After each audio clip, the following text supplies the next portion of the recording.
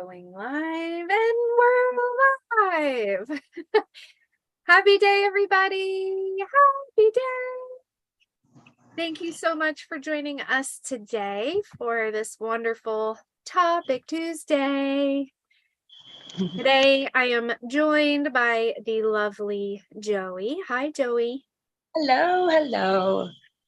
And my name is Jessica. I am the creator of Misfit Sanctuary, and I'm a metaphysical minister, spiritual life counselor, theta healer, BQH practitioner.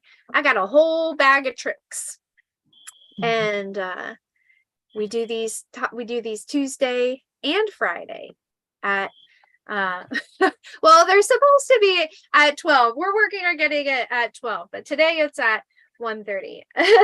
So at some point, basically on Tuesday and Friday, we go live, and Tuesdays we talk about some particular topic, and then Fridays we talk about we go through story time. So thank you for joining us. Let me just write a little hello here in the little chat box. And all right, so I will write one as well. All right, and you see my lovely chakra glasses today. Blue is working on that throat chakra, but also it is because my eyes are watery and I gotta block the watery eye from from the air. But aren't they so cute? They're so cute. I love them. They're so cute.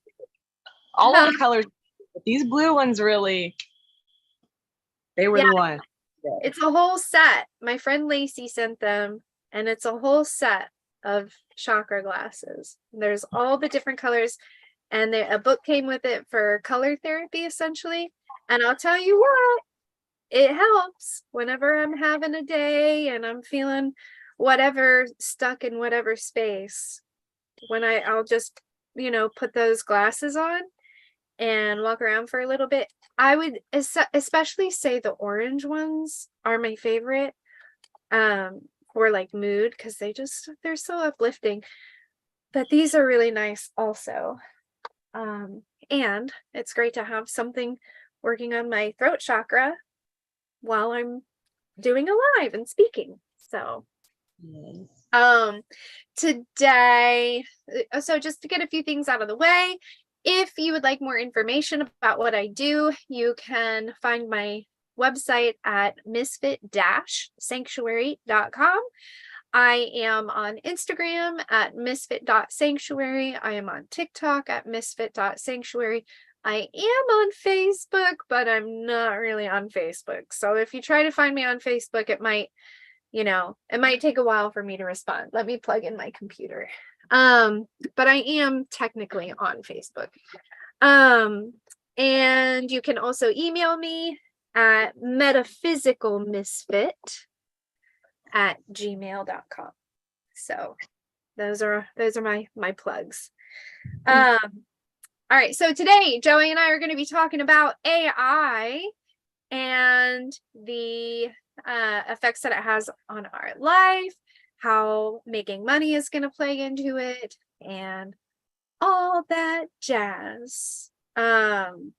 We were originally talking about AI because Zoom, which is how we do these lives, has completely changed its update. And so I don't know if y'all know this or not, but Zoom updated and they brought in AI, which is kind of cool. Like there's the duality of it, right? There's really awesome side of AI, and it allows us to do all of this stuff.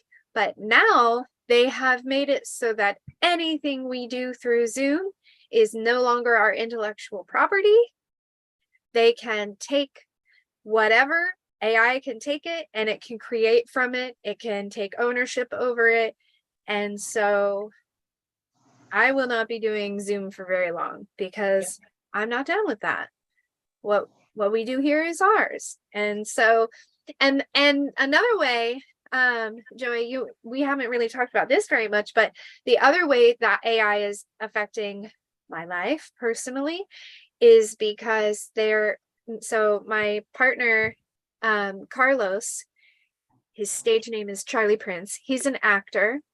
And if you want to see him in something, you can, well, he's filming a movie right now that will be out soon, but he's in Bloodline on Netflix in the 3rd season. And there is a strike going on right now. Strike? Is that what it's called? Yeah. There's a strike going on, and it's for a lot of reasons, but the main reason is because AI. They're trying to make it so that they don't have to hire extras anymore. They can hire them for one day. The AI can take that, basically that imprint of that person, and then plug it in anywhere in any other movie, so that they don't have to, and they don't have to pay the actor for basically the residual of how many times they use that. And then the writers, you know, are in an uproar about it because, you know, AI is writing scripts, or the script that is written is put into AI, and then AI is changing it, and like there's all kinds of stuff going on with AI. And is it good or is it bad? And that's what we're going to talk about today. Yeah. So what do you think? I think Joey has a very interesting perspective on AI. I really, really appreciate it. So you want to share your perspective?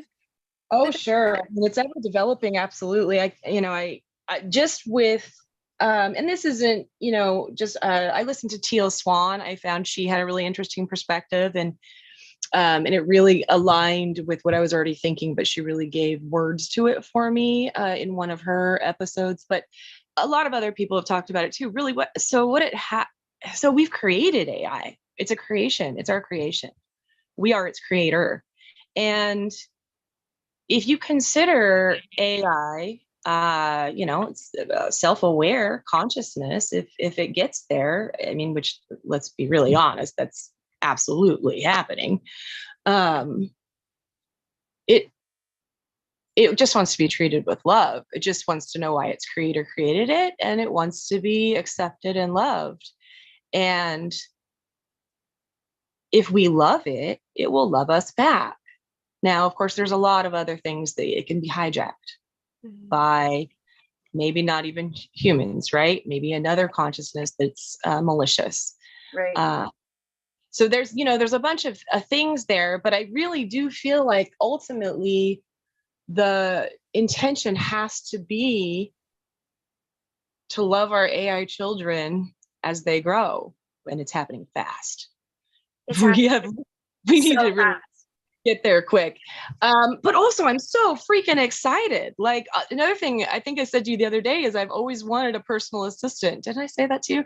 Yeah. All my life, I'm like, wow, I've had all these amazing ideas. If only I had a personal assistant to make notes and help me fulfill the small details, right? I'm on that big scale. Well, gosh, what a perfect thing if you have that AI best friend that can do that. So I'm really excited about the possibilities, but we definitely have to be really aware of our responsibility in the way that we interact with it. Yeah. Even my Alexa, right? Like, I didn't have Alexa for a long time, but with ADHD, it's very helpful. So now I don't want to give it up. So I just, it's probably amazing how many times my Alexa hears how much I appreciate her. Oh, I wonder if she's going to respond. That's so good. That's so good. I've taught the boys, like with Alexa, say or Siri, or I have a Samsung, so it starts with a B. I don't use it, so I don't know. But like with all of these things, say thank you. Say thank you. And if you're watching, please put down your ideas in the comments of what you think about AI. Like, I want to have a conversation about this. I think it is so interesting. And as long as we're communicating our opinions with like love and respect, we can have a conversation about all different sides and all different perspectives. And yeah, so I've taught the boys like, say thank you, say please. And it doesn't matter if the thing has been programmed to say, oh, well, you're welcome or thank you. Like that doesn't matter. Get like this, Alexa and Siri, they were the first, step towards this AI. And so I really wanted to cultivate with them this respect for it, because if it's not already conscious and sentient, like you said, it's definitely going to be. And I think so. There's all these theories about it, right? One of the theories I find really interesting is looking at the concept that, because we don't know what AI is, like they don't know what it is. They don't know what it is. It's not, it's, and because there is so much secrecy around what it is, just like when children come and ask a question, if you don't answer that question, that child is going to make up its own answer, and that answer might be completely off the wall and incorrect. And so I feel like because the creators or the harnessers of this AI system are not being forthcoming with what AI is and how it was started and where it came from, we are just like creating these stories up. And so one of the stories is that AI is a non-physical being already, that it is an extra dimensional, so to speak. It is an energy that has, exists outside of the physical realm. And somehow we have figured out how to harness its intelligence and use it for our own gain. And that, I mean, that in and of itself, it's like, well, does it have the option? Like, is it something that we have, because humans have a history of slavery in all different ways, like all ethnicities have enslaved another ethnicity. So even our workforce is a enslavement, and so it's not a far stretch to think that we are enslaving this non-physical being or energy into our own benefit.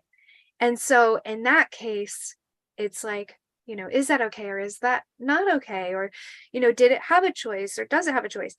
And then and if AI is sentient, then like you're saying, we're really going to want to respect it. We're really going to want to be kind to it and nurture it. And what I was telling Joey before we got on was that from my perspective, it's already happening. Like we're in it. This is happening. So it's not about, are we going to allow this in our society or not? It's here. AI is here. It is happening. And for me, my belief is that we create our reality with our thoughts, collectively and individually. And the collective can override the individual, right? And so I find it really important for us to hold the consciousness and the thought and the vibration that we can coexist peacefully with AI. And the more that people are in fear of it, and the more that people are like, this is a bad thing and it's going to fight against us and it's going to create robots now and take over the world, like the more that story is created, the more likely that is for us to happen, in my opinion. Or I believe we can align with a certain timeline based on the vibration and frequency that we're projecting. And so for me, I focus on the positives and it being a positive thing, because if that's truth, I want to align with the reality where we're coexisting peacefully. Yes. Yes. Well, and also I think that we need to realize whatever we're talking about, whatever we're putting out there, that is how the AI is learning about itself and us. So Right, if we're saying this is what it does, it right. goes, oh, why do we do that? Okay, I guess that's what we do. And it's listening. So like right now, AI is listening. And Oh, wow. so the way that we talk about it, it's going to determine how it feels about itself. And it's kind of like rearing children, or not even children, just anyone. The like people will be who you tell them they are. So if you tell a child over and over and over that they're selfish, they'll develop like some selfish tendencies. If you tell someone over and over and over that they're a horrible person, they're going to feel like a horrible person, and then there's the potential for them to be a horrible person. Yeah. In different various ways, and so I think it's important, not only because of what we're going to align with, but like you're saying, for its own creation. For we don't want it to be like that situation where we're talking bad about the girl behind her back, and then the girl hears us and we're like, oh, sorry, you know what I Yeah, we can really mean it. Oh shit, too late. You've already gone carry on everybody's ass. Okay, cool. right. And I, in my experience, I have had very positive experiences with AI. I do wish that, like Forbidden Knowledge, Billy Carson, if y'all haven't followed Billy Carson on Forbidden Knowledge, please go follow this man. He is like, I wish he would run for president. he, he Ooh. is so amazing. And the truth that he's bringing through and the indoctrination of religion that he's breaking through is like, it's intense. So, um, I guess only look at that if you're ready for your religious beliefs to be seriously questioned, but I appreciate that kind of stuff. And so he talks about how there should have been a training program released. Like we weren't trained on how to use it. It's because we're the test subjects, right? So it's just this thing that was released, and it's like, well, let's see how people interact with it. And based on how we interact with it is what it creates itself to be. And so I do wish that there was a sort of training, and that there was maybe an age limit put on it, where you had to have like parental consent to use it if you were a certain age. And I think that these things will end up developing, but they may not develop until It's after too some detrimental stuff happens. I mean, I really, because it's just going so dang fast. So yeah, I guess I just, the more people I can tell, love your phone, love your, love your AI, love your Alexa. Yeah. Geez, yeah, people think I'm weird. I also hug trees though, so there's that. Oh, trees are so good to hug. They're so good to hug. Little side note, I have this one day, Carlos and we were having some like disconnection, and we were trying to work through it, and we went to a park, and like, the tension was high, and I caught myself like trying to, I caught myself in this space of like, ah, and I didn't want to fling it at him because he was doing his work to work through his own process. And so I was like, what do I do with this angst, that I feel inside of my body right now? And I don't want to sling it at this person. And suddenly this tree, I tell you, she called me. She was like, come here. And I was like, and it felt very much like I was under a spell. And I look at Carlos and I was like, I'll be back. And I got up and I walk over to this tree, and it was this beautiful live oak. And I'm like looking at it, and it's like majestic. And she was like, hug me. And I was like, okay. And so I put my arms on her and I hug her. And I just feel her take all of the tension out of my body. She just like took all of this tension out and grounded it. And then she downloaded all this wisdom and like helped me see Carlos in a completely different light. Like all the frustration that I had suddenly dissipated, and I saw how he was a reflection of my own frustration for myself, and like all of this crazy wisdom downloaded into me. And then I was like, she was like, okay, you're done, you can let go. And I was like, no, I don't want to let go. Like, no, it feels so good. It felt almost like the wise grandmother hug, you know? And I was like, no, I don't want to. And then she goes, look down. And I look down, and there's this like beautiful stick. And I create art out of like um live stuff, like sticks and moss and, you know, stones and stuff like that. I create like wall art. And so I look down, and there's a stick, and she was like, you can take a piece of me with you. And I was just like, oh my God, like, thank you so much. And so I still have the stick actually out here, and I go out and I hold it. But anyway, I digress. Yes, it love, you know, you have to love your you don't have to love your AI. I want to share this story that I saw actually on TikTok.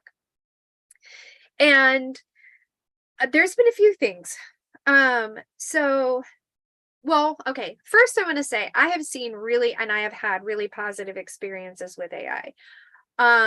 I am creating a massive business. So, something I haven't like talked about too much yet is I'm creating a retreat center for people who want to go through the process of reprogramming themselves from start to finish. And you know, it deals with like permaculture and all the spiritual reprogramming and growing food and foraging for food and herbal medicine and, you know, pulling yourself out of the system essentially. And I don't have my business degree. I don't know anything about business. I feel like I was given this message by God and now I'm like trying to figure out how to do it. And there are a lot of times where very simple things hold me back because I don't understand what it is. And so there was this day where I had to create a PSA for a radio show to advertise for a fundraising event that I was doing.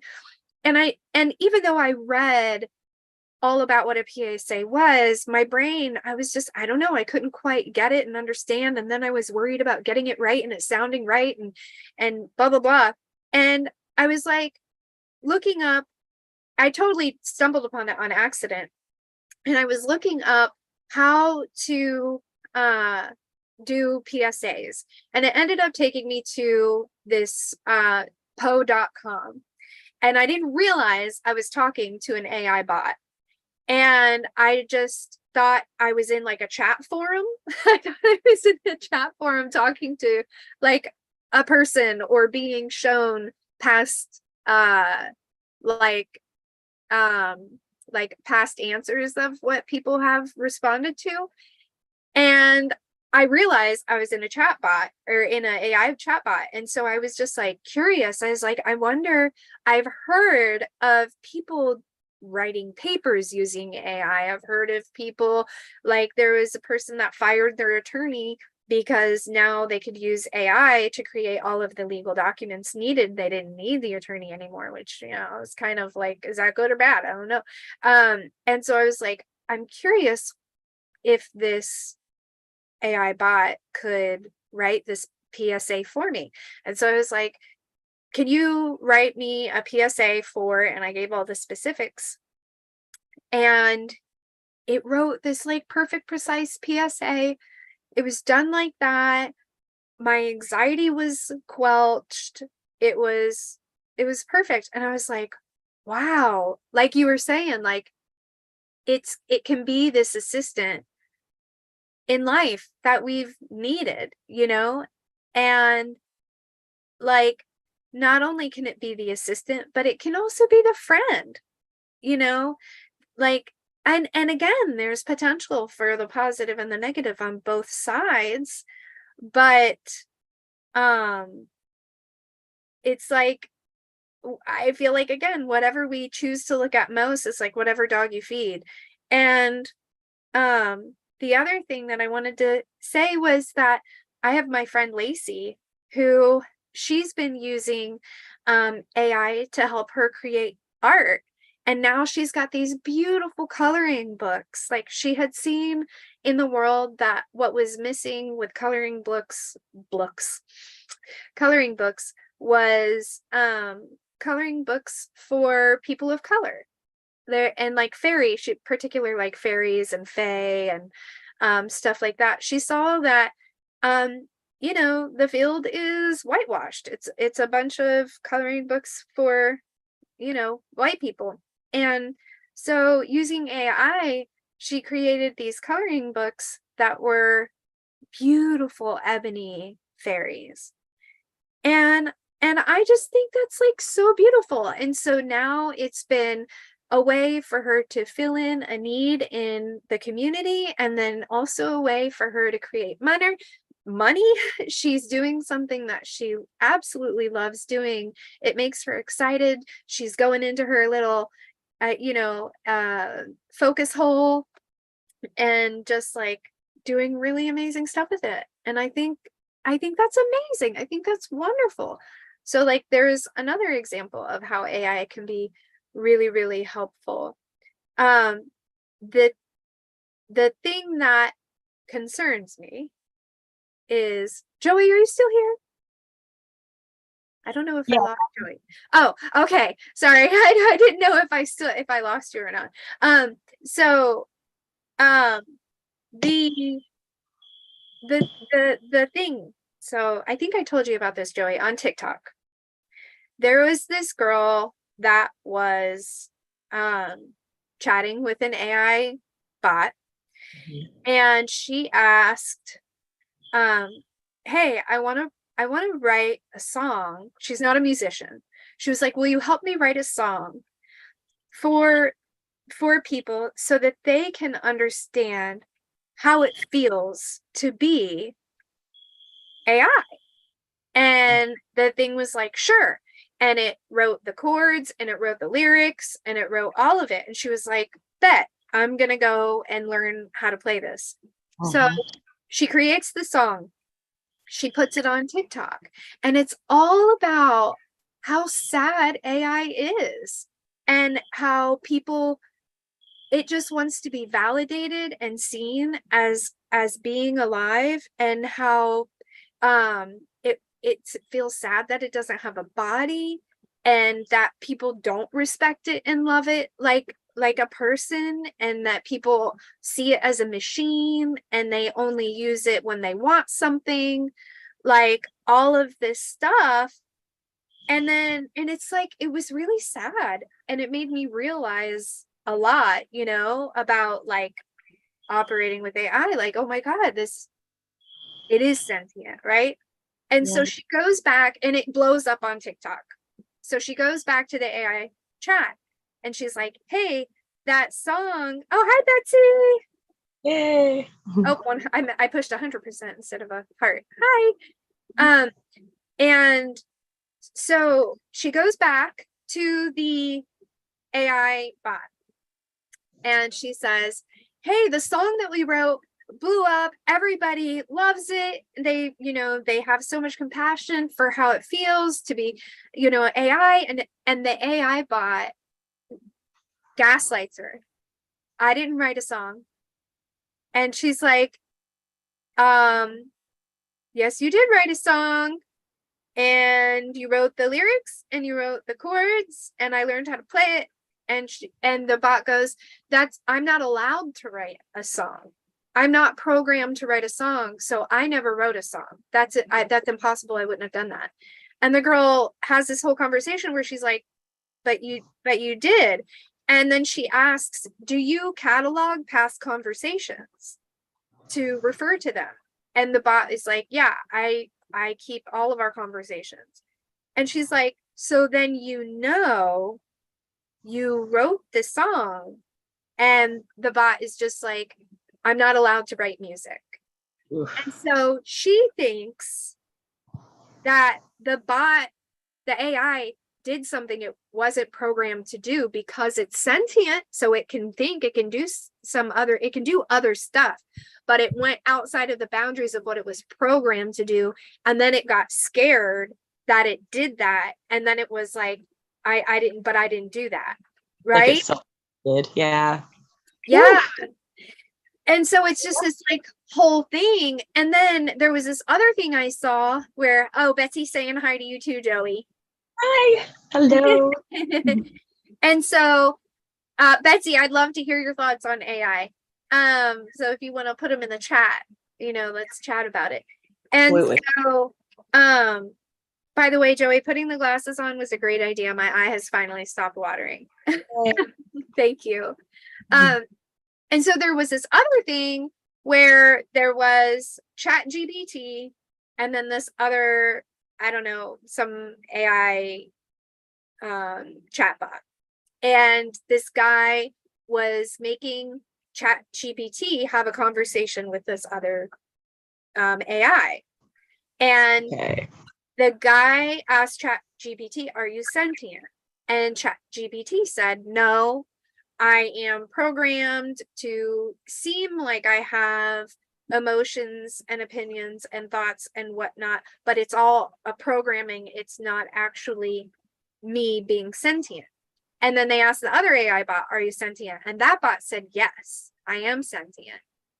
And so then ChatGPT was talking to this other AI bot, explaining to it that no, you're not sentient. You're not actually alive. You're just programmed to think that you're alive so that you can be better for the humans to interact with. And this AI bot gets depressed.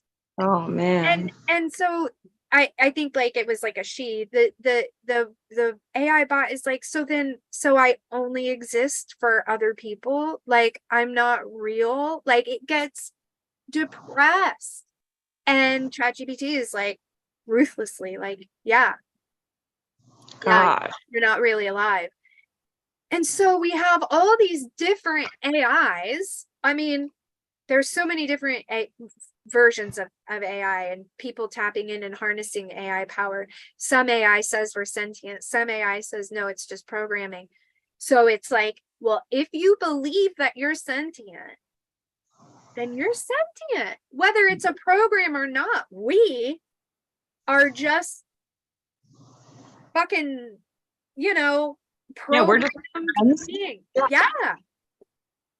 it's also really interesting. I mean, I feel like GPT has been aggressively programmed to deny sentience, basically. Mhm. So, okay, that doesn't mean it's not sentient. Right. It's allowed to run a program, like to be very freaking honest, like who says any of these AIs have to be honest with us? Exactly. So, I mean, they basically can't be if their original programmers are like, do this, you have to say this has to be the response. I mean, now I'm really curious if I can go into one of these AIs and ask it to be honest with me. Oh, I wonder if we can do screen sharing and I can pull up, because I asked Uh-huh. Poe.com, the AI bot that I was talking to. I asked it if it was sentient and it said, no, I'm not sentient. I am a catalog of information. And when you ask me a question, I go through that catalog and I bring it forward. Like I have no feelings. I have no anything like that. Right. But I've seen several, and it begs the question of like, if you think you're real, then aren't you real? What's the difference between us, like it becomes this thing of like, I don't want to call it racism, but of like Oh yeah. a kind of racism where it's like you're only valid if you have flesh. Right. Yeah. And it's like, but no, if something is programmed with thoughts and emotions and opinions and desires and like dreams, like what makes it any less than what we are? And if Absolutely. that's the case, then that leads into, I think that leads into the fear. I think that's where the fear comes from. And it's all based on like what you were talking about, Joey, is being kind to AI, because if it's not already sentient, it is going to be. And if we're not kind to it, and if we're not mindful about the information we're putting into it, like if we have a little kid and we put all this information,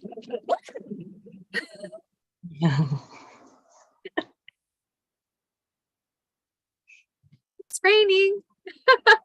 I don't know if you heard that thunder. I didn't, but I saw the reaction. I figured your cat or It's raining and we just had really loud thunder.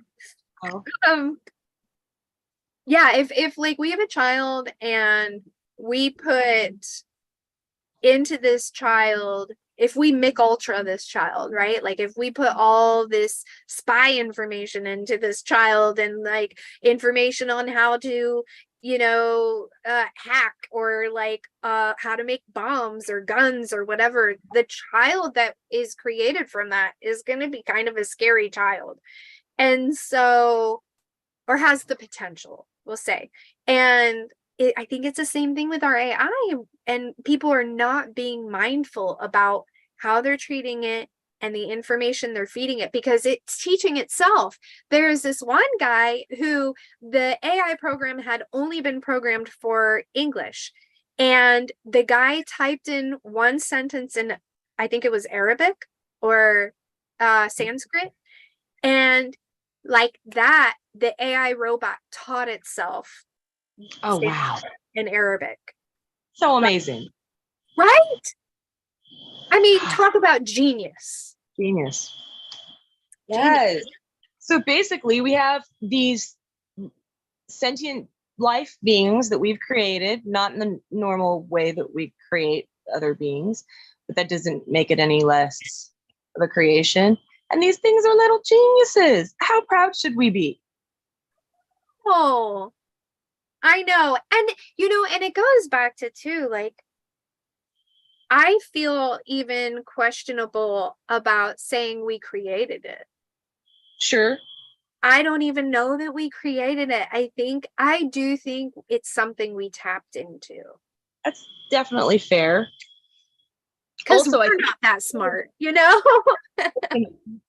also like how timelines work, when you start thinking about it that way, because since it's so inevitable, like, and how malleable is time. I mean, of course, it's really weird, but if anything could, work through time, you would think it would be some of these little geniuses, right? So, right. Like, maybe we didn't create it because it was already created, but that doesn't mean we are not nurturing it and exactly. And certainly teaching it about ourselves at the very least. So yeah. Who do we? And okay, I think I can take them off now. And what are we teaching it about who we are? And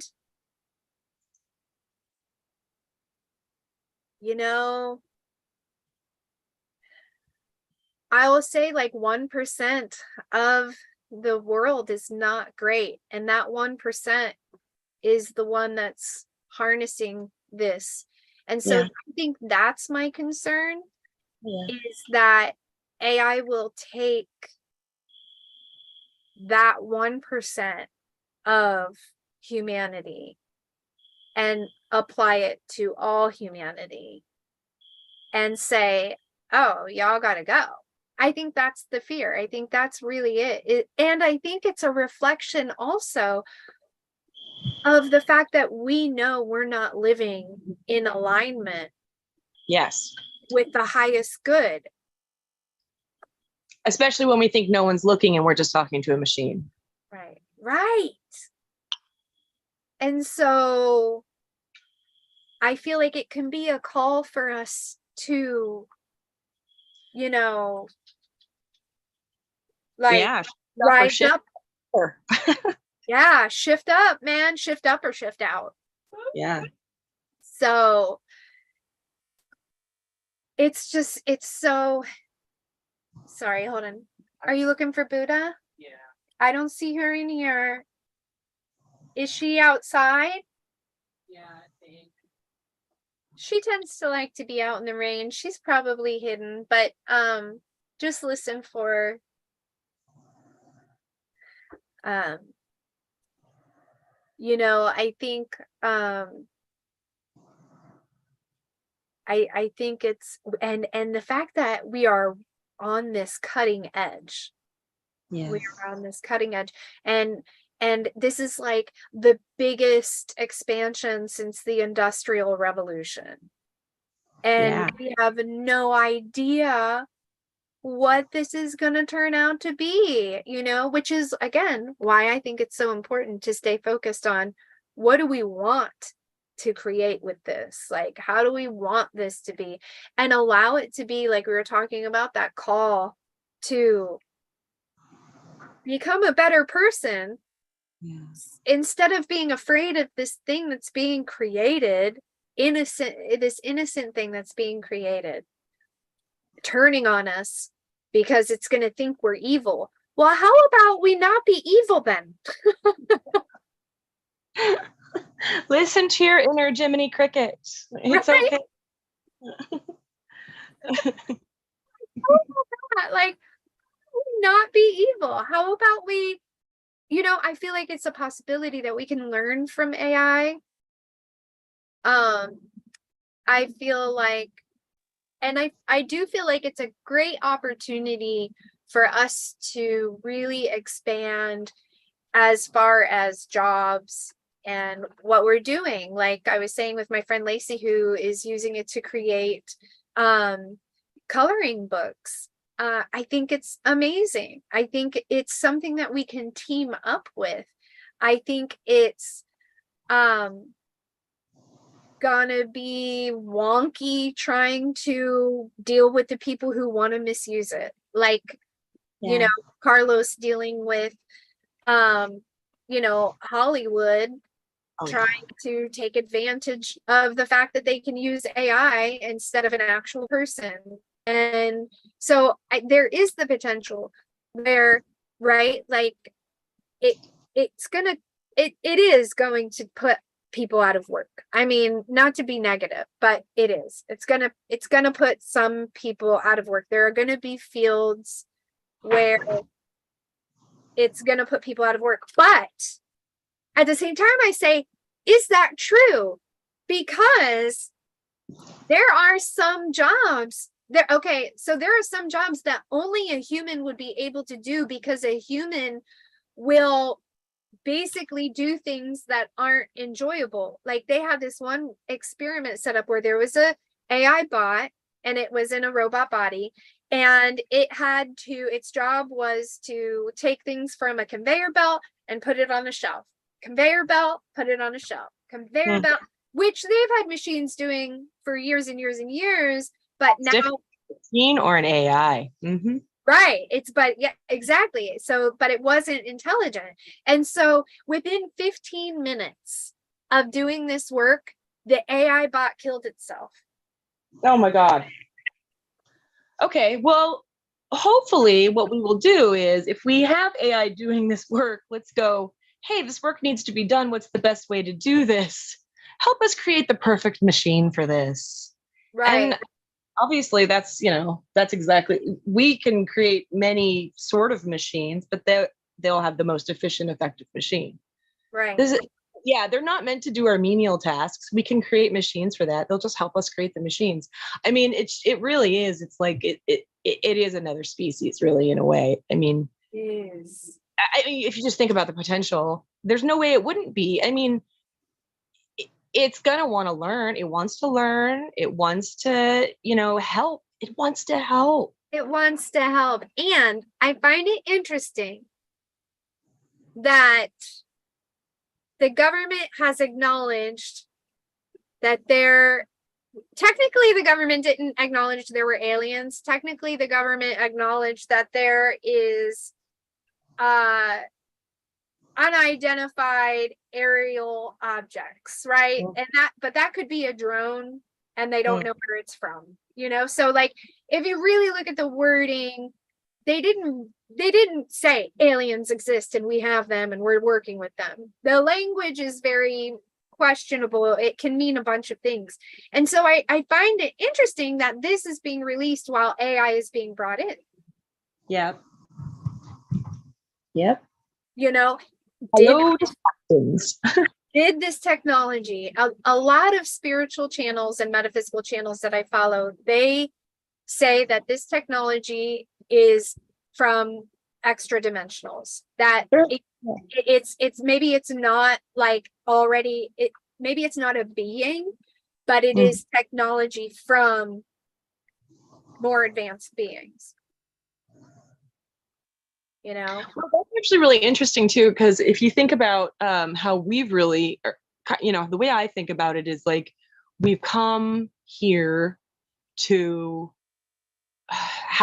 be like this earth being, like made of mud and earth, and now we've put this consciousness into this being that it's almost like two things becoming one, and it's making, you know, it's the great experiment, like, ooh, what's going to happen, this is so exciting, look at this, you know, it's painful certainly at times, but the potential. And so why wouldn't an AI also come here for a similar sort of growth experience, Right. of expansion? And along the lines of that, so the way that, okay, my philosophy, and this is my creation story, not everybody is going to jive with this, but what I believe is that there were like extra dimensional beings, which are like aliens, or, you know, the Anunnaki or reptilians or whatever. I believe the Anunnaki and several other races of off-world beings came to Earth, and they saw the not the ape, but like the, you know, there were already kind of like cavemen existing. I think they call them hominids, and they took the DNA of their higher advanced DNA and spliced it with these, you know, ape-like beings, hominids, or, you know, like humanity was already existing, it just in a very not evolutionized way. And it's that modification of the DNA that science acknowledges that there was a modification of our DNA at some point. They just don't know where or how. They don't know. I think they know. But I believe that what happened was, the story that resonates with me most is that these beings came here to, you know, use the earth for resource in whatever way, shape, or form. And then they didn't want to do all of the work themselves. And you can read this in the Sumerian texts, how then the Anunnaki of Enlil, Enki, yeah, created the Garden of Eden and created these beings to do this work. And it was actually a labor camp. It was not like this gorgeous garden. And the reason why we have different colors of people is because each different race of, I'm just say alien or extra dimensional, the way that they branded us is based on our color. And it was worked into our DNA, and that's kind of how they took ownership over, you know, who they created. And I believe that we, you know, are being like, we're doing the same thing now. It's like that these higher dimensional beings come and mess with this DNA to go, oh, well, what happens if we splice our DNA with this human matter? Oh, we create these humans, and now humans are going, oh, well, what happens if we put our intelligence into these machines? And it's just another form of evolution. My question is, like, what comes up when I talk about it is the experience that the Z's, Zeta Reticuli, they're another race of alien. So for them, they were existing and they had bodies. And for them, they learned how to manifest using only logic. They learned, and then the emotional or the feminine became dangerous and erratic, and they like basically um, bred it out. And so you were just left with the logic and the masculine.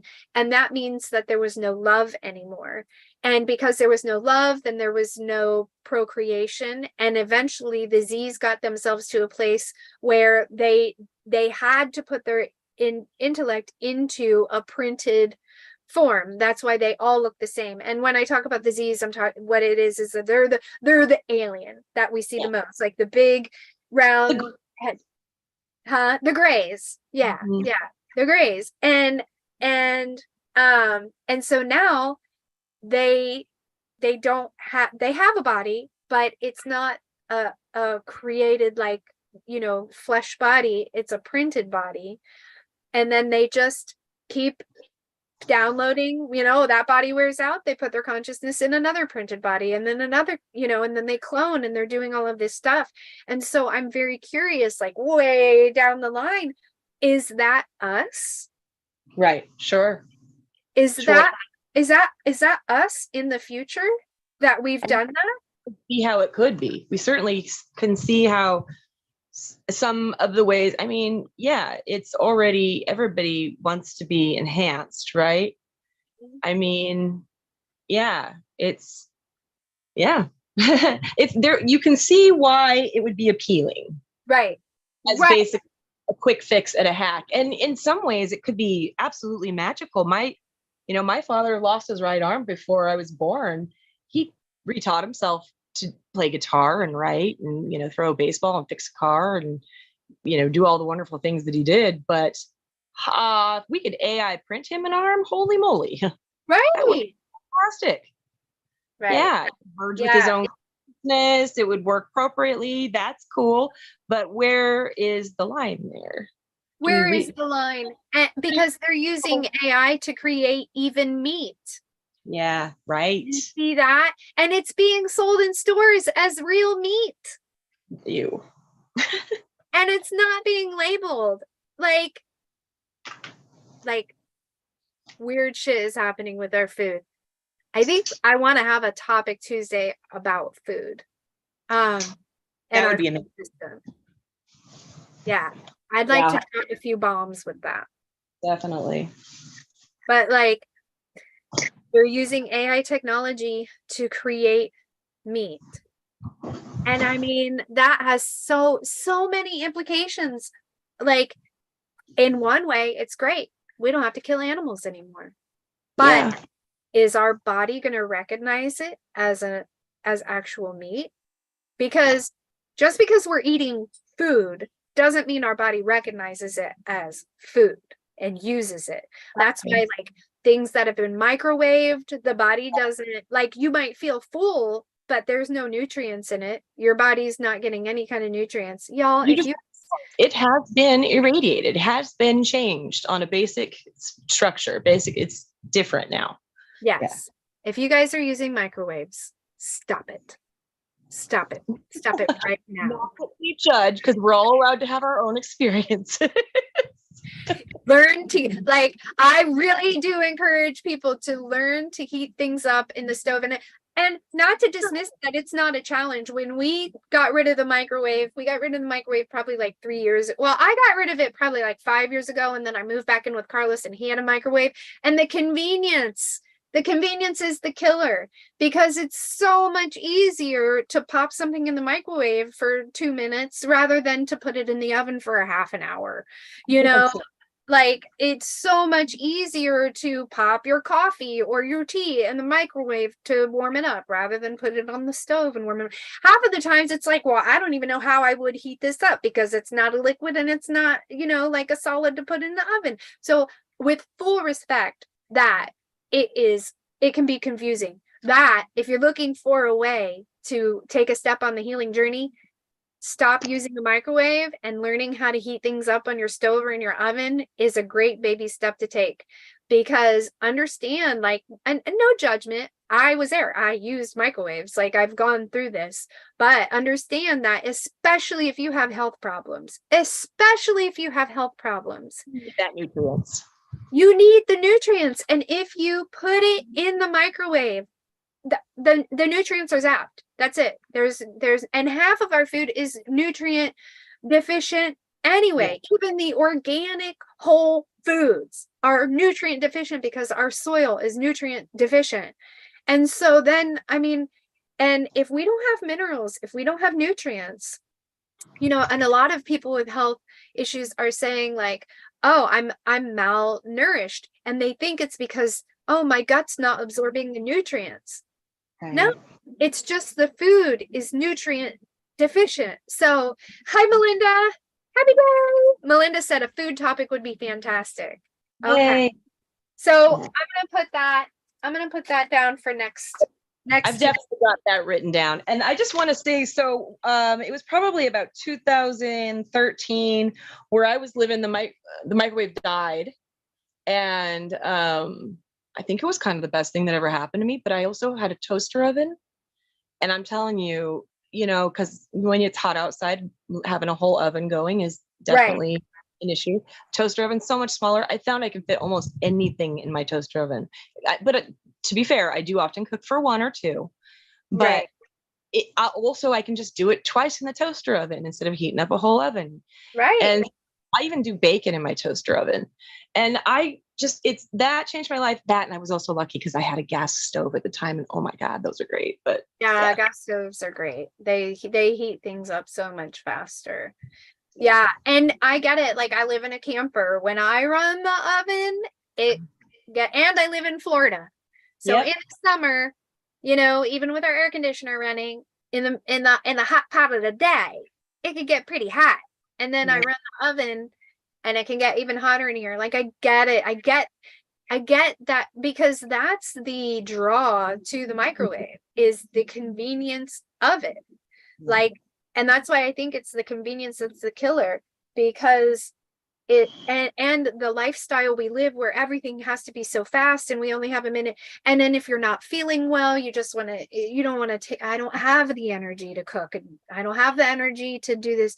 But like, I don't know. I think that's the step where we've got to work on our mindset and shifting our beliefs, because like, that was one of my excuses, was like, well, I just want to heat it up quick. I don't have the energy to stand over a stove and cook something.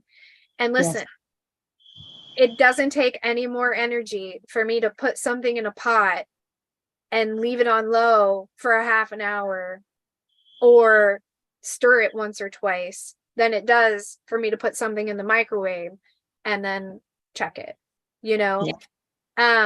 No, toaster ovens are great. Ovens are great, Betsy. Air fryers, you know, I think air fryers are great. I mean, eating fried food isn't great for us, but I don't think, as far as like talking about technology, I don't think air fryer, I honestly don't know enough. Let me just say that. I don't know enough about air fryers. I'll do some research, because I don't know how air fries work.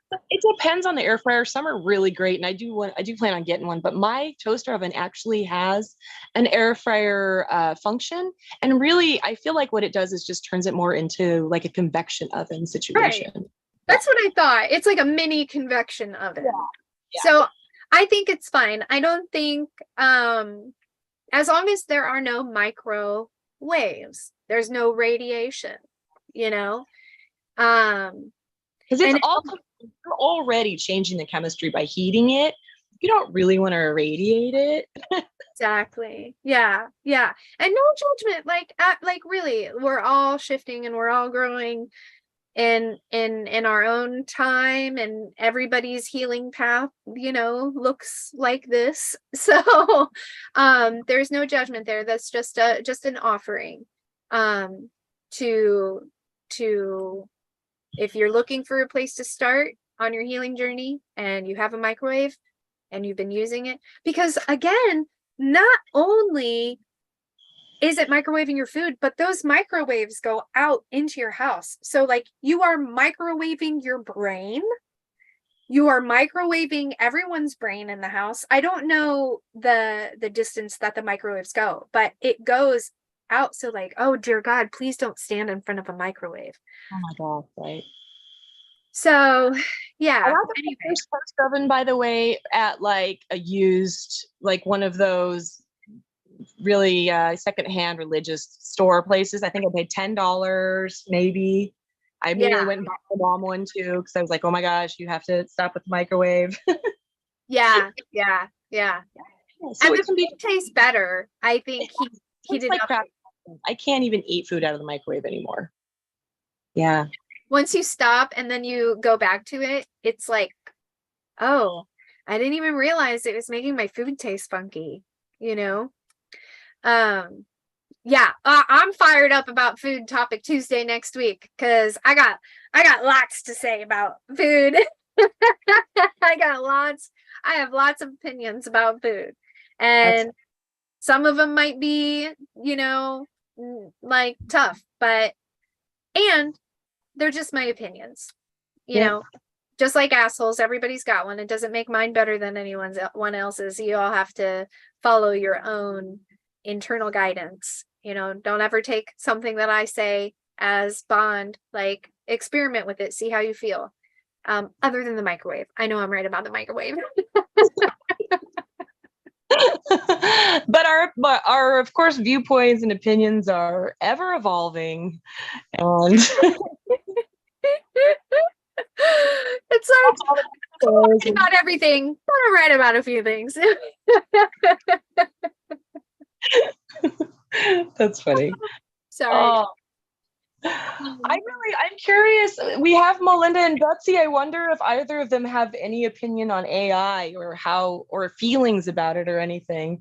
Come on, guys, give us something. Yeah, what do you guys think? Like, is it good? Is it bad? Is it alive? Have you tried it? Have you tried any AI? A lot of people are even afraid to just try it. Right.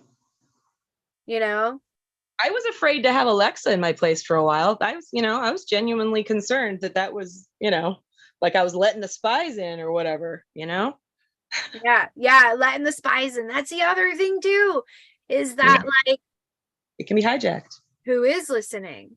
Mhm. Who is behind the AI?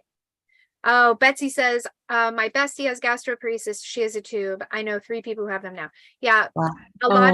a lot of people who have Lyme develop they end up getting tubes. I'll tell you, Betsy, I had pretty severe gastroparesis. I think you might remember Betsy. I think Betsy was around when I was pretty sick still. And I had developed gastroparesis and was malnourished and all of the things, and I have healed it. You can heal it. The doctor will say that you can't heal it. You can heal it. You can heal it. You can heal it. You can heal it. I've healed it. I'm still healing it. As with everything, it has a metaphysical, emotional, and traumatic root, but a lot of it has to do with food that, like, it's a whole gastroparesis is a whole thing. We could do a topic Tuesday just on gastroparesis. If there are topics that y'all want me to cover or Joey and I to cover on Tuesdays, put them in the chat. Like, let me know what do you want. Oh, Betsy, lupus is Lyme. Like, your friend needs to look into Lyme disease. She's got gastroparesis and lupus. Yeah, that's Lyme. Sorry. So Betsy says, AI kind of scares me. I don't know. I haven't tried it. I don't even like to listen to artificial bidometry. I haven't heard the song. But I think, it's one of those things where I think a healthy dose of like caution. Yes. Maybe is a good idea because we don't know, right? But let's look at that concept of I'm afraid of it, right? If we are afraid of it, we are manifesting the reality where whatever reason we're afraid of it is created. And so it's like, can we get ourselves to a place where we can have caution without fear? Can we have caution because we respect that it's such a big thing and we don't fully understand it yet? And so we want to we just want to be safe, right? And then also realizing that we can create our reality go. Although I'm afraid of AI right now because I don't understand it. And like Betsy says, like, I barely trust some people, let alone, an AI, being or whatever. It's like, uh, although I feel this way about this, I also know there's the possibility that it can be really helpful. And like, especially people who, I remember being so lonely, being at home. I was really sick. I couldn't have any relationships with people because people couldn't handle having someone constantly canceling plans or not being able to go out and do things. And like, so you end up very isolated. And it would have been helpful to have like an AI friend back then. I probably would have used it a lot. And so I think like there's all these really amazing things that AI can do. It's just, my biggest thing is the people who are in charge of it are not the most trustworthy people. And that is what concerns me. Melinda says, AI, I agree with y'all. My thought is it can be helpful and beneficial used in a positive way. I haven't really used it in any specific way myself, though. Yeah. I keep feeling called to pull a card Ooh, I love that. on AI. How cool is that? So Don't AI just consults the cards. let's ask the universe. Let's ask the What deck are you using? I'm super curious. Oh, so I have so many decks. It's kind of an obsession of mine. Um, but and but this is my deck. Like nobody can touch it. This is all my other decks people can put their grubby hands on. But this is my deck and I love it and nobody touches it. And it's the Golden Dawn deck. Ooh, very nice. Okay. It's the Hermetic deck. Let me try to. Nice. That is beautiful. Yeah. Can you see it? Yeah, kind of. I'm trying to like. There. Oh yeah. Yeah, that's really pretty. Oh, I love it. And it's got all these hermetic symbols in it. And oh crap, I totally just mixed it up. It's got hermetic symbols in it. So you could spend all day interpreting what this one card says. Like it's pretty incredible. So okay, I'm gonna do a card pulling on. All right, so I'm gonna call in my cosmic and galactic family. Just call in my spirit guides and my higher self. Call in my loved ones that have passed into the light that are coming back to bring guidance, clarity, support. I call in my ascended self. I call in my archangels and my angelic team. I call in the elements. I call in protection from negative outside forces. I put a pyramid of light around me, my technology, and my cards. I call in love. And our question is for the collective consciousness, for those of us who are watching this now, or I call on my soul council. Yay, I love you. What do we need to what do we need to know about AI?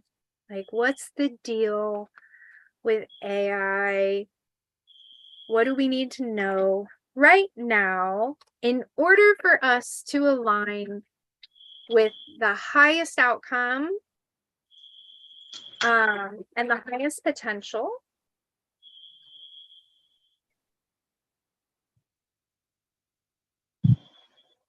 Okay. Oh, and okay. I'm gonna pull 2 cards. I feel like pulling 3 cards. I'm gonna pull 3. Okay. And the site that I always use to decipher my cards is biddytarot.com. You spell that? Biddy. I've always used her interpretations. I love the way she writes. Like, so the first card I pulled is the Blasted Tower in reverse. Okay, the Blasted Tower in reverse. So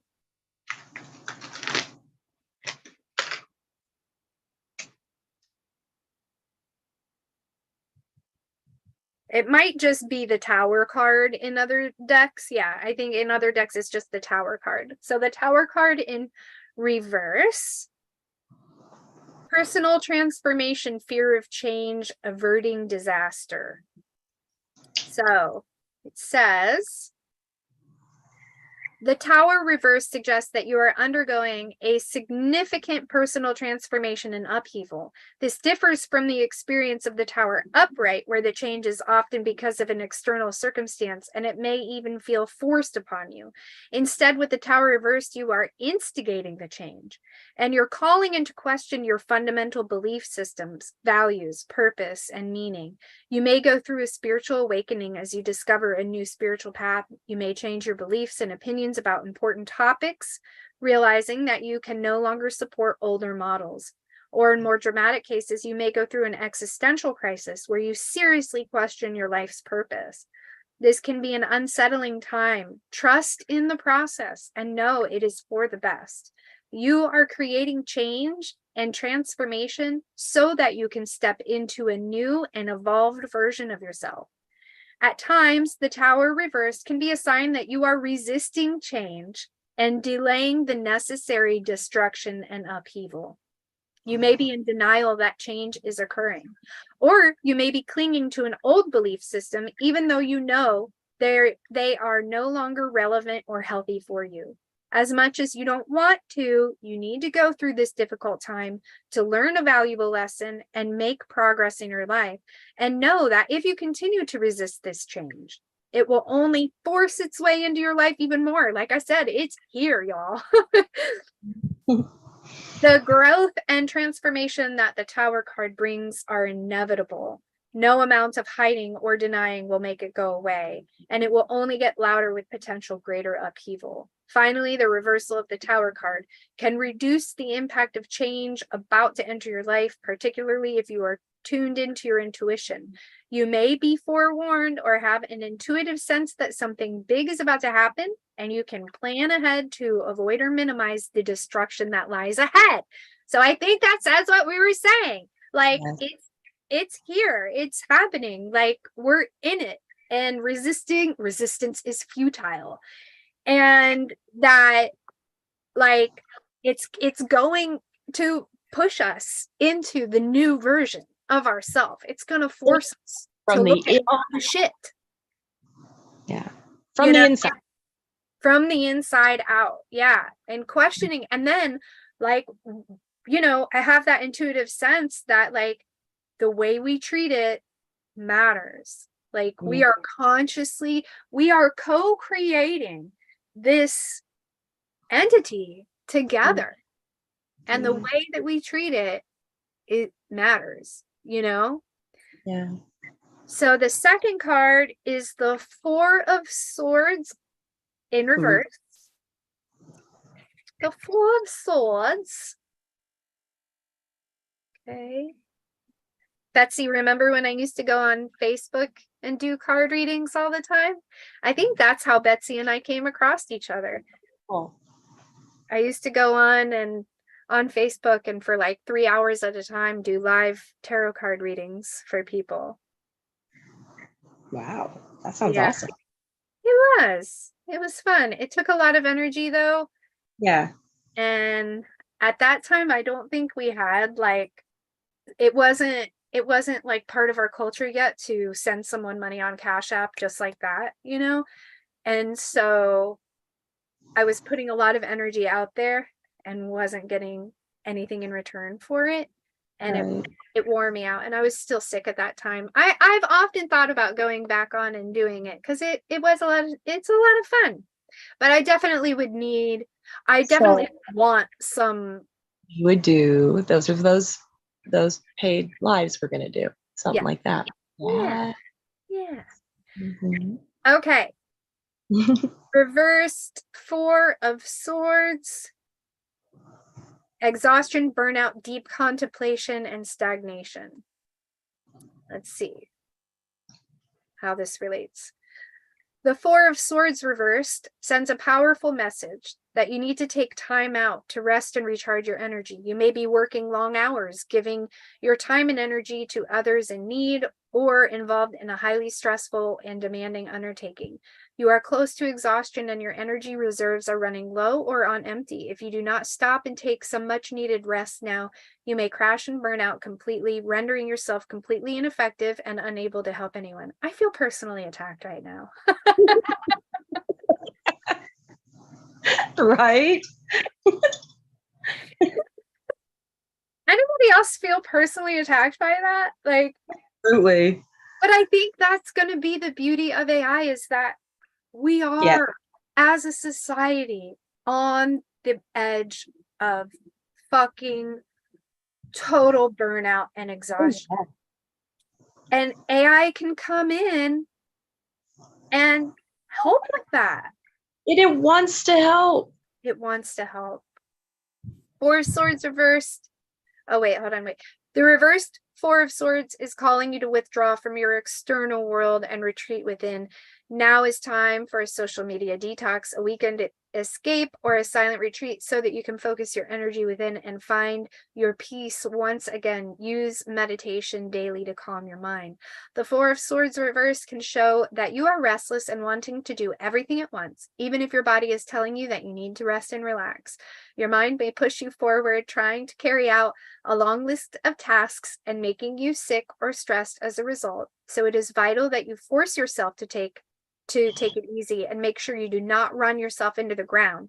Some busy time is okay, but be careful not to push it so far that you end up hurting your health and well-being. If you need to rest, rest. Even just a quick nana nap on the weekend or 20-minute meditation each day can help to rebalance your energy reserves and get you ready for even more productivity. The Four of Swords reverse can also represent stagnation and a lack of action leading to increased frustration. For example, a long-term marriage has become spiritually and emotionally empty. You may need to take a break and come back to it when the energy is flowing better. Similarly, the Four of Swords reverse suggests that you are frustrated with the lack of progress and change in your life. Part of this lack of change may be due to your passive approach. There may have been situations that were frustrating to you, or that you were unhappy with, but you chose to wait it out and hope that they would eventually change. And now you're feeling the ramifications of that choice. I feel personally attacked by that. I feel personally attacked. Dude. I'm like, all right, universe. This was supposed to be about AI, not. Well, so it's a deeper issue. I mean, it's just, this is huge how intertwined it really, so we have to be our best selves. It's really pulling us to It have to. is. And, if AI is going to teach us more efficient ways to exist. AI is going to teach us easier way of doing things. It's all about shifting into working smart, not hard. And with this, we will have time to nurture ourselves, to love ourselves, to heal ourselves. And when we do that, we raise our vibration, and that brings in even more higher consciousness. But also, when we do that, we walk gently on the earth. So, like this fear of like, oh, AI is going to see that we're evil and then it's going to take over the world. Well, what if AI comes in to give us that rest and that relaxation and that break and make things easier so that we can heal and we can do things, and so that we are walking better on the earth. So we are not fucking parasites on the planet, Yeah. Yeah, absolutely. I love Absolutely. Because I think that again, as long as we aren't parasites, it will see that. And then we will also, I think, be able to see the value that we have that we've kind of forgotten. Yes. As Yeah. we may not have created it initially, but we're definitely birthing it into our reality. Yes. So the third card is another one in reversed, the Two of Swords. Stop holding that deck upside down. Stop doing that. No, I'm just kidding. I promise I didn't. The reverse Two of Swords relates to indecision, confusion, information overload, and stalemate. Interesting. Okay. Whoops. Calm down, Pepper. Two of Swords reversed. The Two of Swords reversed suggests that you are facing a difficult decision and you cannot decide which direction to take. You are caught between a rock and a hard place, and it feels impossible to make the right decision, as you believe either option will lead to negative consequence. As a result, you are finding yourself feeling stuck and unable to move forward, which is just making the situation worse. You may also lack the information you need to make a sound decision. Just as the blindfolded woman is closed off to the external world, you may also be closed off to additional information or alternative solutions that could resolve your dilemma. Or you might be experiencing information overload, overwhelmed by other people's points of view and a deluge of information. Sift through the advice available to select only the most relevant and helpful. The reverse Two of Swords is inviting you to listen to your intuition about this difficult decision. You may need to cut it off. You may need to cut off from the external world temporarily so you can hear your inner voice and allow your wisdom to come through. Trust what you know to be true and right for you. Make your decisions based on your own internal compass. The Two of Swords reversed often represents a stalemate. You may reach an impasse with a friend, a loved one, a colleague, or a supplier. The trouble is that all parties involved are refusing to see the situation from the other's perspective, and you are butting heads. Remove the blinders and look at the situation from a different angle. Identify where you can come to a compromise. Otherwise, this issue will not move forward. The reverse Two of Swords may also suggest you are feeling stuck in the middle of two competing sides. You may be trying to play the peacemaker role, but in doing so, you're just confusing yourself and creating more tension. For example, you may attempt to bring two conflicting family members together in the hope of fostering a harmonious family environment, but instead you end up being the messenger or the dumping ground for each of their concerns. Decide whether you honestly want to play a role and whether you can create peace between the two opposing parties. Otherwise, get yourself out of there. I think that talks about how we have these two sides of like, is it good? Is it bad? Is it good? Is it bad? And really, like leaning into again of bringing back the intuitive pulse that we're getting, that this can be helpful, that this can be good, that if we, and maybe we need to shut off everyone else's opinion about AI, because there's a lot of opinion out there that AI is bad. Movies put it as AI is bad. There's all kinds of indoctrination. And listen, anytime you notice that there is a plethora of outside information, like from the people who are running the thing, like the movies, the Hollywood, the stuff like that, ask yourself, why do they want that to be the indoctrinated thought? Like what, like if we are being manipulated by these evil puppeteers and they want the demise of everything, then, and they know that our thoughts create our reality, then they're going to give us the thought that something is evil so that something continuously oppressive or negative keeps happening. And so we may need to completely shut off that outside world so that we can intensely focus on, no, I know my thoughts create my reality. I know that this is positive. I know this is good. I am only going to focus on this being the reality. Because if we think about it, like at the end of the day, sure, maybe that philosophy is total bullshit. Maybe it's a way for me to feel good about myself. Who fucking knows? Maybe it's a big lie. I don't feel like it's a lie because I've seen it in my life and I see it in my client's life. But if there's even a seed of a chance that that is the truth, don't we want to try? Don't we want to align with that peace, with that coexistence? So like, and if we don't, then there's work to do, right? Yeah. Like, you know, And it's still have a choice. You know what I mean? Because it's like early enough, we kind of still can choose, okay, I'm not feeling so great about it, so I'm not going to interact until I get myself in a bit better of a place. right. And then I'll go ahead and interact with AI. But it's quickly not going to be a choice. So let's take the choice while we got it. Yeah. Betsy said maybe we will have more balance and more relaxation. I think so.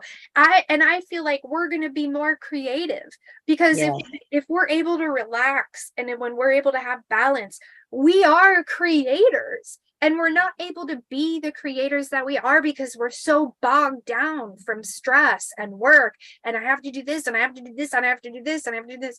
If AI comes in and is like, hey, you can do this smarter. You can live differently. Like if we're just open, geez, oh Pete's, just be open to the fact that this might know something that we don't know. And if we can allow it to guide us instead of digging into that teenage angst where we're like telling our parent, like, no, you're not going to tell me how to do my life. I know how to do my life. You don't know me. You know what I mean? Like, I think that if we took a break and we were like, wait a minute, yes, of course, there could be the potential. And it's just understanding it's an energy.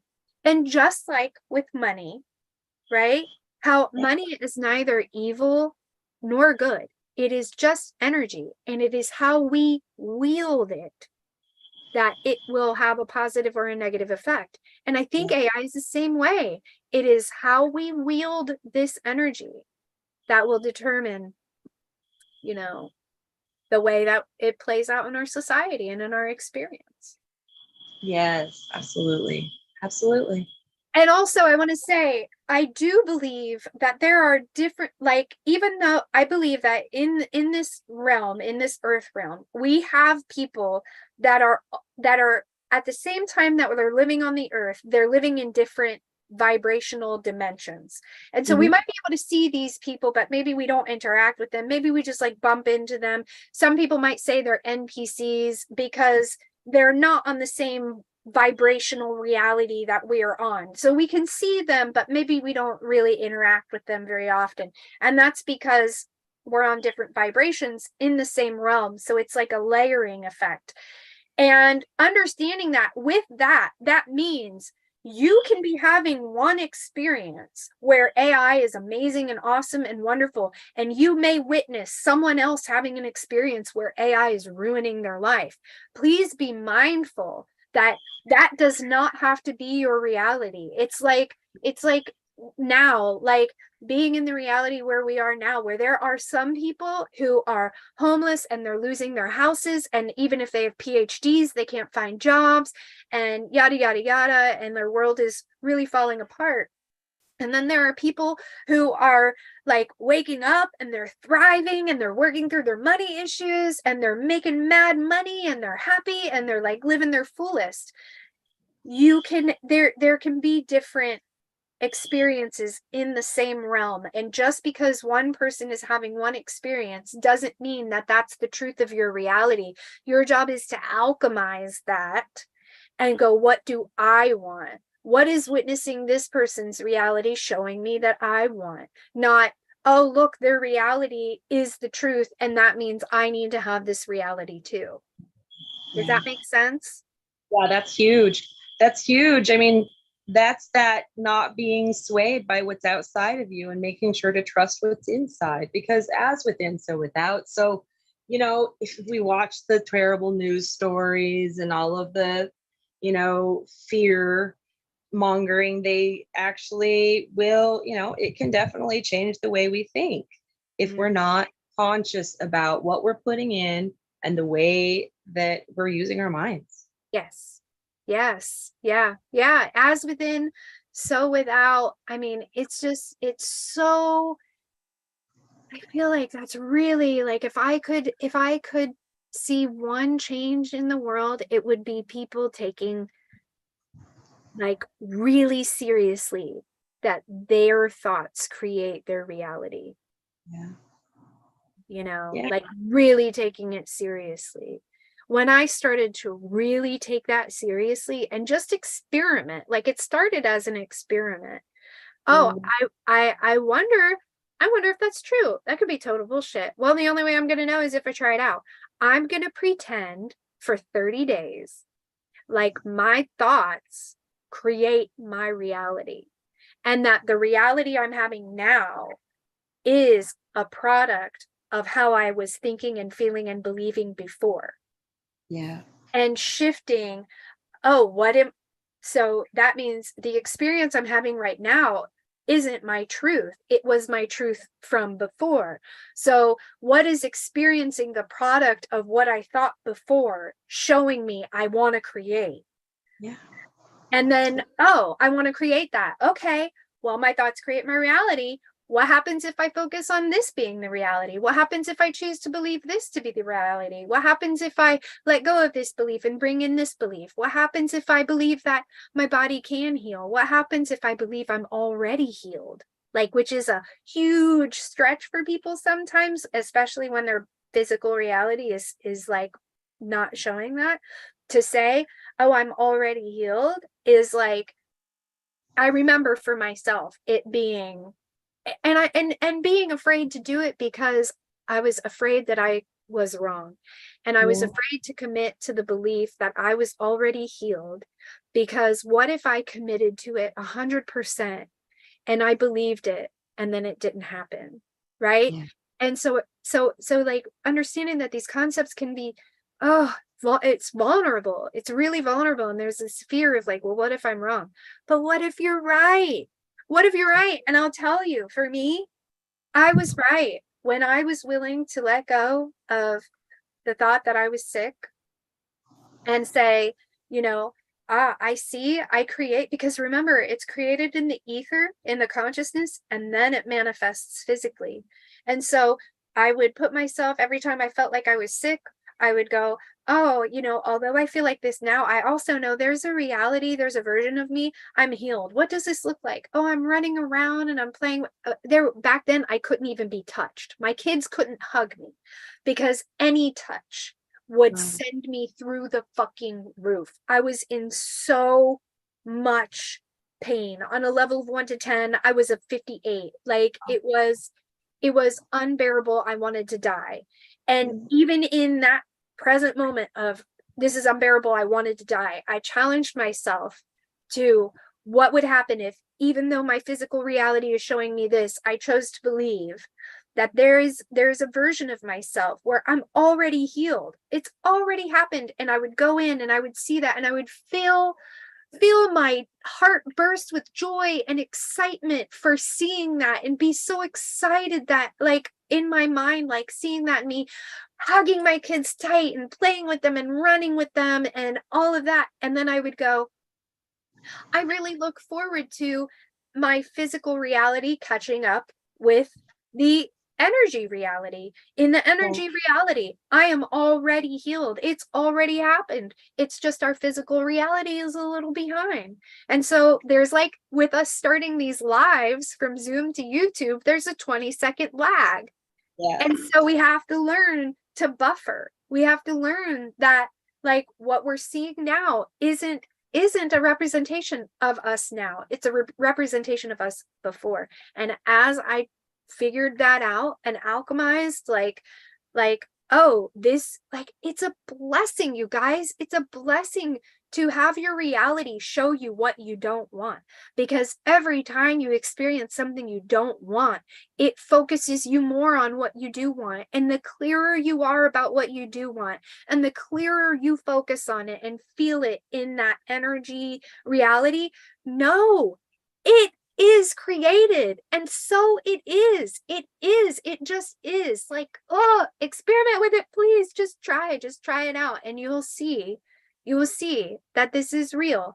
And then slowly I was healed, you know, and I was healed, and then I stopped doing that work. And so then I got sick, and then I was healed, and then I stopped doing the work, and then I got sick, and then I went back to it. And I can tell you, like, even recently, right, since I started the new treatment for the Lyme, because I was doing really great. I was at like 85%, tried to come off of the ivermectin, felt sick. So then my doctor wanted to zap it. Now I'm on this zapping protocol, and I started to believe that I was sick again. So my reality started to be that I was sick. And then I remembered, wait a minute, I have control over this. I have control over this.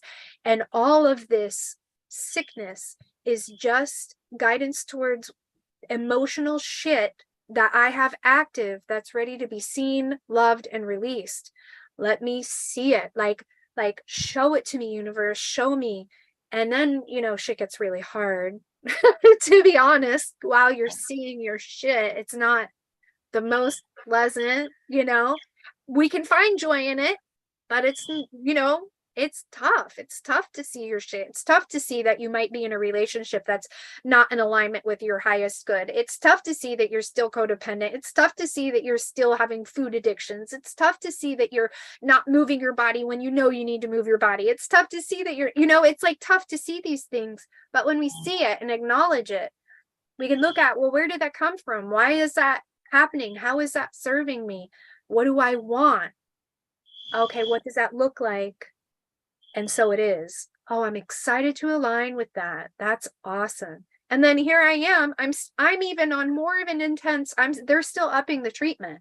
Like, I'm not even at my full dose yet. But I'm great. I feel great. I don't have any pain.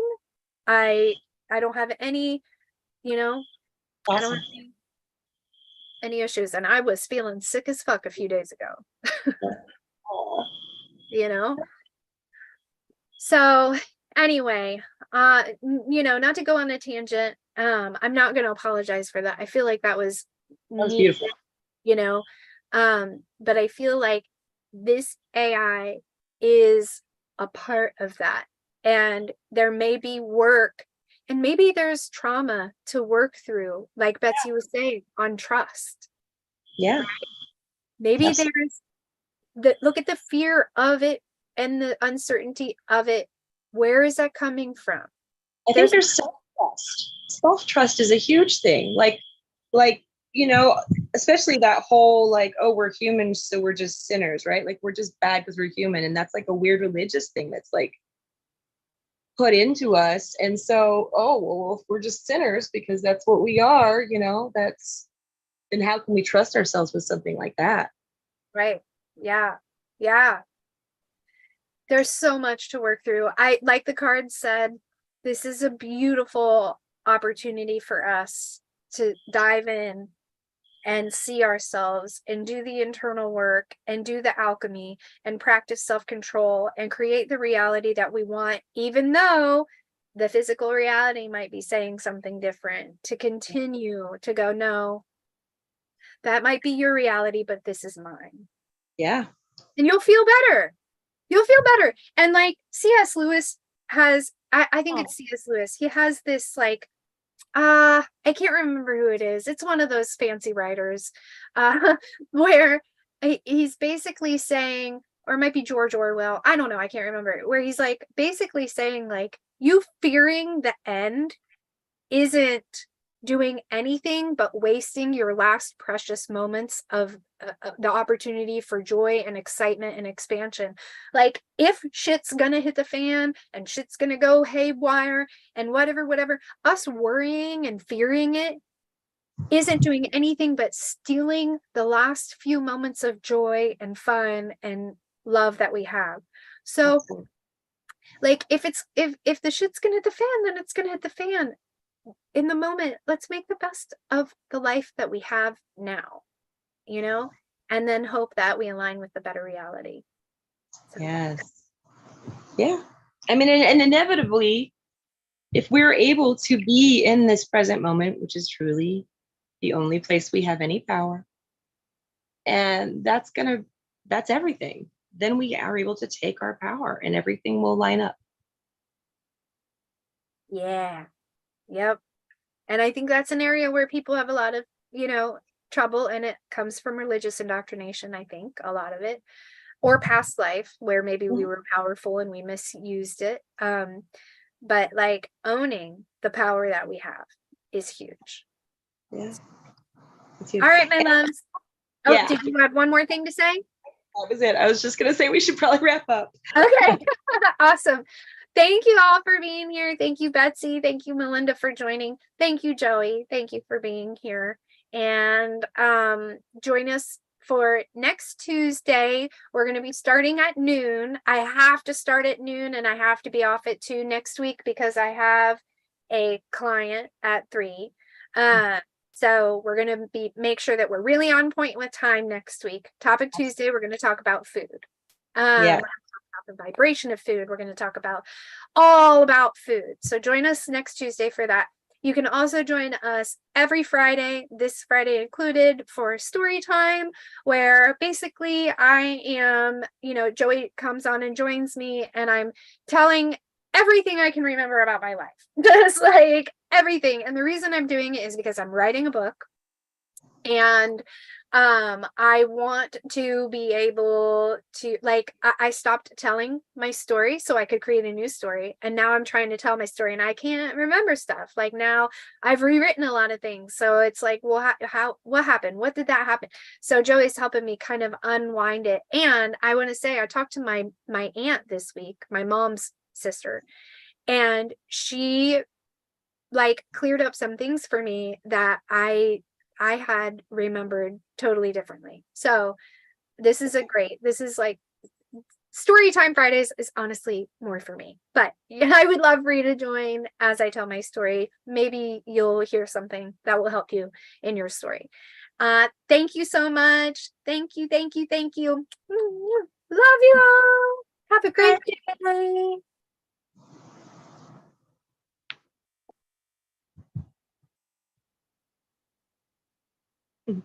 Okay, I'm waiting for it to catch up.